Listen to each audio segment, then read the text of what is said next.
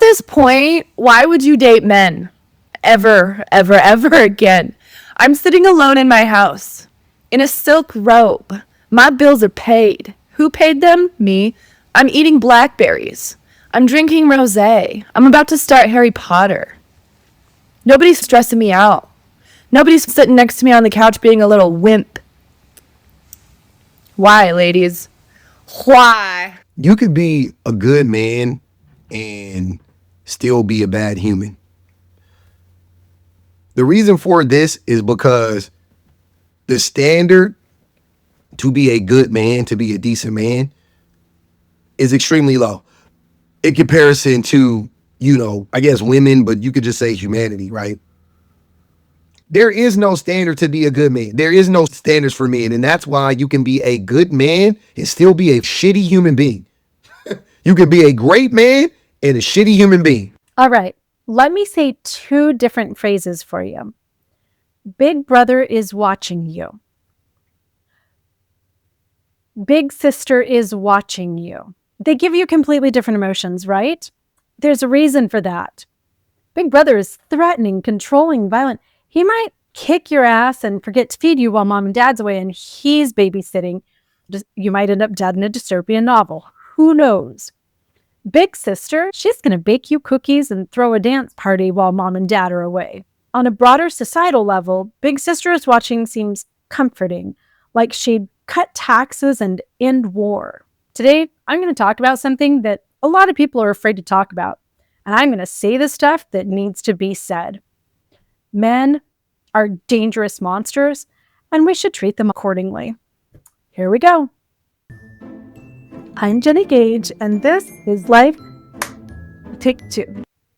Hi, everybody. I'm Jenny. Welcome to Life Take 2. I know there's a lot of great stuff out there on YouTube. I'm always genuinely appreciative when you pause on one of my videos. I hope you learned something today.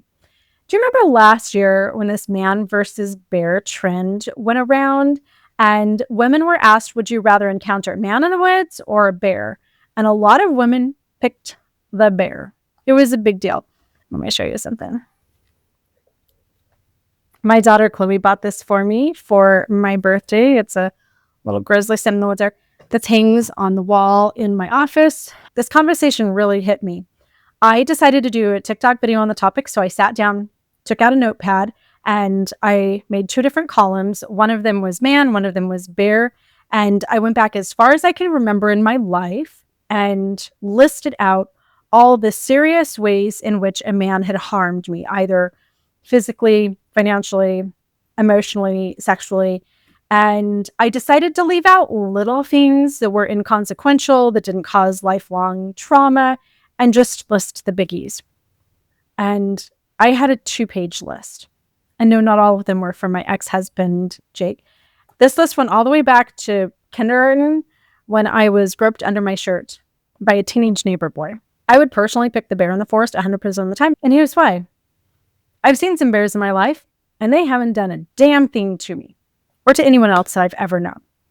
Several years back, I saw a black bear in the Oregon forest up around Trillium Lake, and when the bear saw me, the bear skedaddled. Now, I don't have a lot of bears in Arizona, but we do have a ton of rattlesnakes and other dangerous animals. And just in the past year alone, I hiked trails and saw 20 plus rattlesnakes, some of those in my own backyard, some of them on my own front porch, and only one of them came for me. Here's the video of that guy. Rattlesnake? Seriously, oh my God, that's a rattlesnake that tried to kill me today. Okay. I'm going to just start crying. I'm literally going to break down and cry. It looks like he's gonna pounce. I stepped out there and I opened the door and I was like, that's really loud. Yes, Kevin, oh my God, no. I don't feel like you should be out there. He's right here. Come in the house, please. Come in the house. So I was standing there. Oh my God. I'm sure there's going to be some rattlesnake expert who watches this video who says, Jenny, rattlesnakes don't come for people. Yeah, I know that. I've spent most of my 51 years of life in the state of Arizona, and that's my point. They never come for me.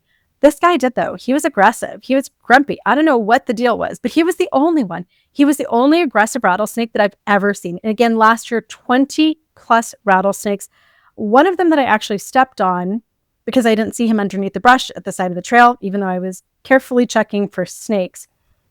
20 plus rattlesnakes, not a single injury. Most of the rattlesnakes that I've seen in my life have skedaddled, just like the bear in Oregon. But just 3 days ago, a homeless man that I was helping got aggressive on me, and I had to lock my car doors, and I was genuinely scared. And I personally think it's time that we say this truth out loud. Human men are, in fact, the single most dangerous animal on the planet. And the data around this one doesn't lie. About 80% of violent crime in America is committed by men. When it comes to sexual violence, 99% of rapes and sexual assaults are perpetrated by men. 80 to 95% of child molesters are men. In school shootings and mass shootings, over 94% of shooters are men. In intimate partner homicide, nearly 80% are men killing women. Here's a fun number. During the 20th century alone, roughly 231 million deaths can be attributed to wars and human-made conflicts. This includes direct combat, politically induced famines, genocide, camp internments, and state-driven mass murders. The word for that is democide. 231 million deaths, perpetrated almost completely by men. Male leaders, male soldiers, male snipers. Here's a little homework for you. Go research how many female serial killers, kidnappers, trafficking ring perpetrators, and mad dictators have been women. I'll give you a little clue. Almost zero. Almost every horrible thing that we ever talk about was because of a man. The Holocaust, Hitler, he was a man. September 11th, Osama bin Laden. Pearl Harbor, Emperor Hirohito, Putin, Stalin, Epstein. Do I need to keep going? Here's an interesting nuance that there's no way that data can discover, and that is the motives in crimes. For instance, just this past week, a woman killed her husband and her 2 children. As you dig into the story, the husband had terminal cancer, and the woman has been exhibiting extreme hopelessness over the loss of her spouse. So she killed him, killed herself, killed the children in response to that hopelessness. We also see a lot of female perpetrated crimes that are out of sheer desperation.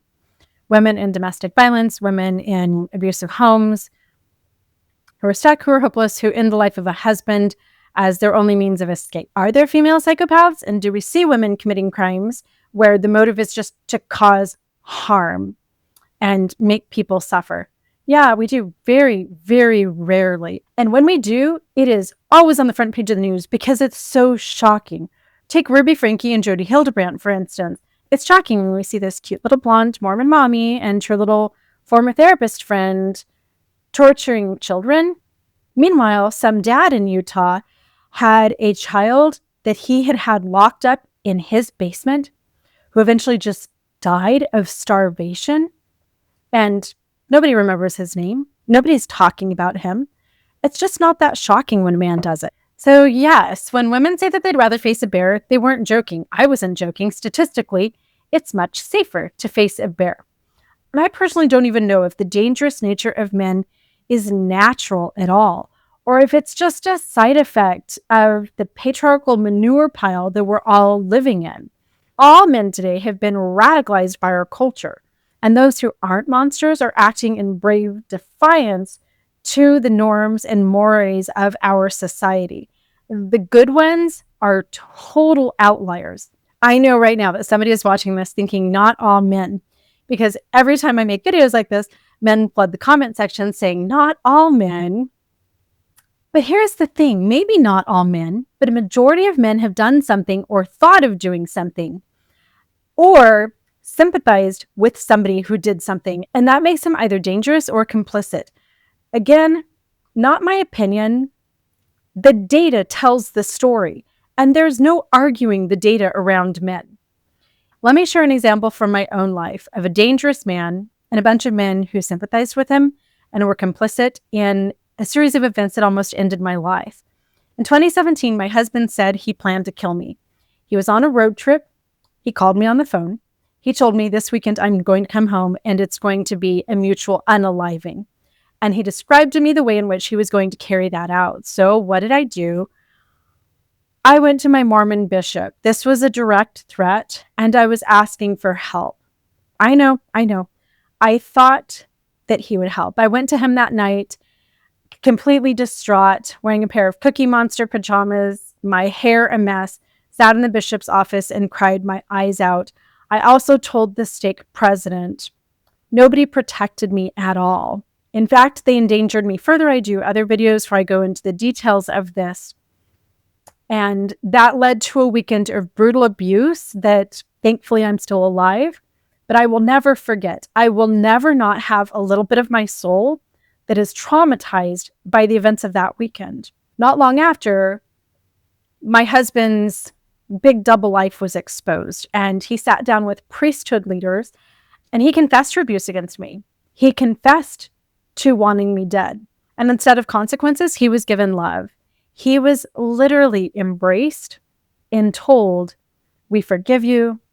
We appreciate you repenting, by the bishop, the whole bishopric, the stake president, 12 men that are part of, it's called the Stake High Council in Mormon leadership. So almost 20 men that sympathized with him, were complicit in it, and did absolutely nothing to protect myself and my children. I will never forget one night after sitting beside my husband as he confessed to abuse, as he confessed to thoughts that he had against me, putting on our coats after meeting with the stake president, having him standing there and waving at us inside of the stake center as we walked out into the snow together. The stake president, knowing that I was going home with this man who had just told him all of these things, and not even asking, Sister Jenny, are you and your daughters and your son safe with this man? Is there anything that we can do to help you? Why did all of these men act like this? Because the men in power either had done the same, or had thought of it, or felt sympathy.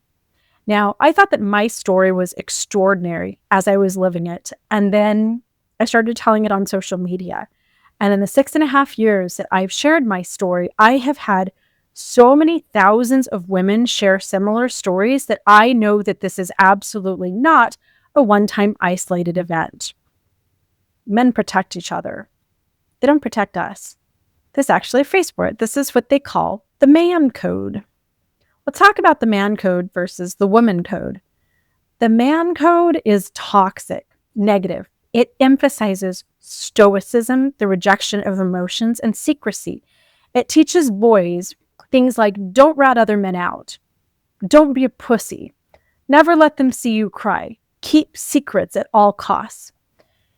I saw this play out on The Bachelor in Paradise this past week. I hate to rat myself out because I admit that I watched that. It's actually the first time I've ever watched. It's just so intriguing to see why people choose intimate partners. Anyway, for those of you who know, Jeremy basically cheated on Bailey with somebody else and then wanted to actually get the other woman to come back to the island. Meanwhile, Bailey thinks that she's in this relationship that's growing and blooming, and she thinks that Jeremy's fully into her too. I mean, he played her big time. So Mark pulls Bailey aside and tells Bailey the truth. Good job, right? Everybody should be proud of Mark for watching out for Bailey. Way to look out for a friend, right? Wrong. Instead of holding Jeremy accountable for what he had done to Bailey, the whole group of men turned on Mark for breaking the man code. That's how it works. They cover harm, protect the abuser, never side with the woman. The woman code? It's the opposite. It's support and loyalty, but it's also honesty. Girl code says, don't date your friend's ex or crush. Keep confidences. Uplift your friends, but call out toxic behavior when you see it. My girlfriends never tolerated my abusive ex or my behaviors in relation to him. For years, they told me the truth. That's girl code. Protect, encourage, empower. So while men are like the mafia, covering each other's butts, women are like the sisterhood of the traveling pants, a code of loyalty and truth. But why are men monsters? What is the root cause? Again, some say it's the system. We have this patriarchal structure that teaches young boys and grooms them to be predatory assholes from birth. It's a system built by men, for men, with no regard for women. Esther Perel, who I value so highly for her primary research into human relationships points to men's lack of emotional awareness and how a lot of that has to do with upbringing. Gabor Mate says boys aren't taught social and emotional attunement in the ways that women are. Some researchers credit biology, hormonal differences, even hormones that have pumped through the young male embryo before birth. Others say it's more localized, familial, multi-generational habits that are passed from one father to his son. In my nonprofit work with my Neighbors Without Borders homeless project, I work with homeless men, and I've seen the same story over and over. 100% of the homeless men that I currently serve grew up without fathers, and every single story is very similar. Dad gets a girl pregnant, then abandons the mom, abandons the child, and often dad didn't have a dad. Each of the men in my project were then in the foster system by the time they were very young, and at some point didn't have any of the support that they needed to thrive as young adolescents, and ended up homeless in their teenage years. By the way, that's a topic for another day, but when we talk about homelessness and how we solve it, how do we solve it? I don't know. Forced vasectomies would be my dream. But since I don't think that the men in charge will ever legislate for that, focusing in on deadbeat dads would be a good place to start, because an overwhelming amount of homeless people are aged out foster children. Hurt men creating hurt men for generations. But maybe, just maybe, it's worse than that. Maybe men are monsters because they've never had to behave better, because they literally owned us. They built a world where they never had to change, a patriarchal system that utterly lacks accountability and integrity. Again, I've lived this myself. I lived with a true monster, and I heard what he thought because he went through a period of a few months after his double life was exposed when he confessed to me every thought in his sick little head. It was almost therapeutic and cathartic for him to get it off of his chest. I know that some of my listeners have suggested that maybe he was just confessing everything to torture me, and certainly I am open to that possibility. I don't know why he did it. I just know that he did. I actually know way too much. Here's what he told me. He genuinely only viewed women as body parts. He used the phrase disposable toys one day. That's how he saw me too, by the way, his wife of 24 years and mother of his children. Jake assaulted me on our second date when I was a 19-year-old girl. He confessed to our bishop, who then forced me to marry him 8 dates later. I was forced to marry the man who assaulted me. Jake also assaulted me the very last time we ever spoke as husband and wife while negotiating our divorce. Like abuse bookends on my life with him. Here's the most important bit of this story. I didn't protect myself. I should have protected myself.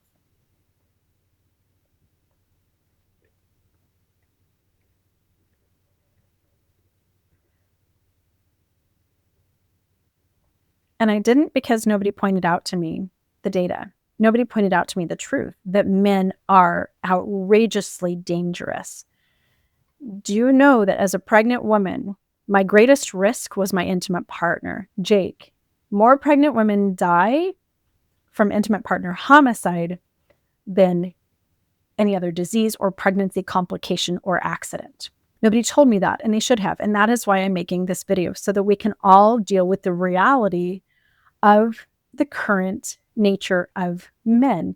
You know, it's interesting. When I go on a hike and I see a rattlesnake, I don't think to myself, I wonder if this is one of the good ones. I wonder if this is a nice one, if he's already eaten a little mouse today and he's not going to come after me and bite my ankle.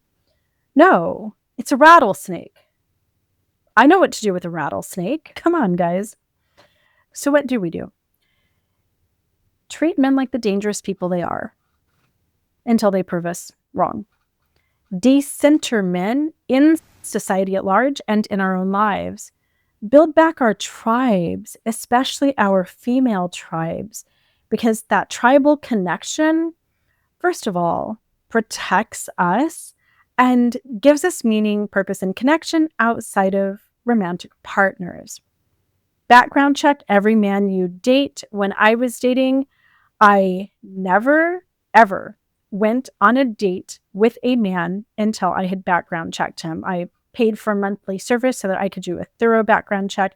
And if I was going on a camping trip or somewhere alone with a date, when the relationship progressed, I talked to their friends, I talked to parents, and I always talked to exes to make sure that the ex didn't accuse them of being an abuser before I spent any time alone.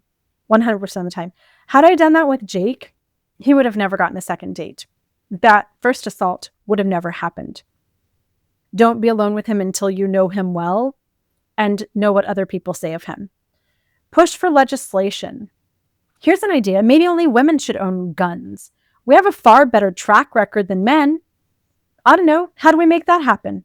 Let's actually punish sex abusers, Johns, pimps, and rapists, whether they live in a trailer house or the White House. Hold the bastards accountable. Let's change domestic violence laws so women are believed, even without a recording of the abuse or death threat on tape. That's what the police always asked me for, by the way, as if I knew he was about to threaten my life or hurt me, and I just had my camera ready for it. Lastly, open the Epstein files. Get the abusers off our streets and out of our government. In conclusion, forget man versus bear. The real battle happening every day is man versus woman. And if we're going to win, we need to tear down the patriarchy, protect our daughters, stop breeding with narcissists. In a few generations, some of this will die off. Let the male loneliness epidemic turn into a pandemic and raise better sons. In one generation of intentional mothering, we could turn this around. Because here's the truth. Big brother is watching you. Terrifying. Big sister is watching you. That's safety, community, love. If you're one of the good guys, please keep it up. We see you, we adore you, and we need more of you. And we need you to write a new man code and live it and call out the bad behaviors. Stop sympathizing and stop enabling. My partner Kevin is amazing. I have amazing male clients, neighbors, friends, and I know good men exist. But women, this is a real battle, and this is our fight. The data is crystal clear. The danger is real, and it's time we stand up. We're innocent until proven guilty. I don't spend a minute thinking about if that rattlesnake might bite if I see it on the side of the trail. I know what a rattlesnake is. I act accordingly. Let's make the world a better place for our daughters, shall we? Thanks for watching. I will be hanging out in the comments.